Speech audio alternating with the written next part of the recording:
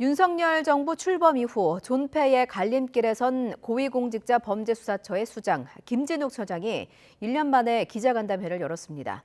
공수처 설립의 대의 명분은 여전히 유효하고 윤 대통령이 누구보다 잘 알고 있다면서 법과 제도의 미비점을 살펴달라고 호소했습니다. 우철희 기자입니다. 김진욱 고위공직자 범죄수사처장이 첫 기자간담회 뒤 1년 만에 두 번째 간담회를 열었습니다. 수사 역량 부족과 통신 사찰 논란, 공수처 폐지 검토라는 윤석열 대통령의 공약까지 더해져 존립이 위태로운 상황. 김진욱 처장은 공수처가 꼭 필요한 이유를 힘줘 말했습니다.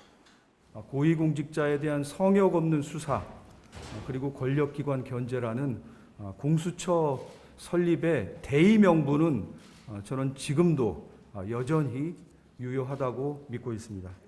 김 처장은 또 국민께 미흡한 모습을 보여 송구스럽다면서도 상당한 시간을 할애해 법과 제도상의 미비점 때문은 아닌지 살펴달라고 호소했습니다. 특히 강조한 부분은 인력 충원과 독립 청사입니다. 검찰의 검사 정원 100분의 1로 어떻게 검찰을 견제하고 고위공직자 범죄를 수사하냐면서 공수처 검사 증원이 꼭 필요하다는 겁니다. 이성윤 서울고검장 황제 조사 논란도 경솔했다고 거듭 사과하면서도 결국 독립청사가 없어서 빚어진 문제라는 억울한 심경도 토로했습니다. 김 처장은 또 윤 대통령이 살아있는 권력에 대한 성역 없는 수사가 공수처의 존재 이유이자 새 정부에도 기여할 것이라는 점을 누구보다 이해할 것이라는 기대감도 나타냈습니다.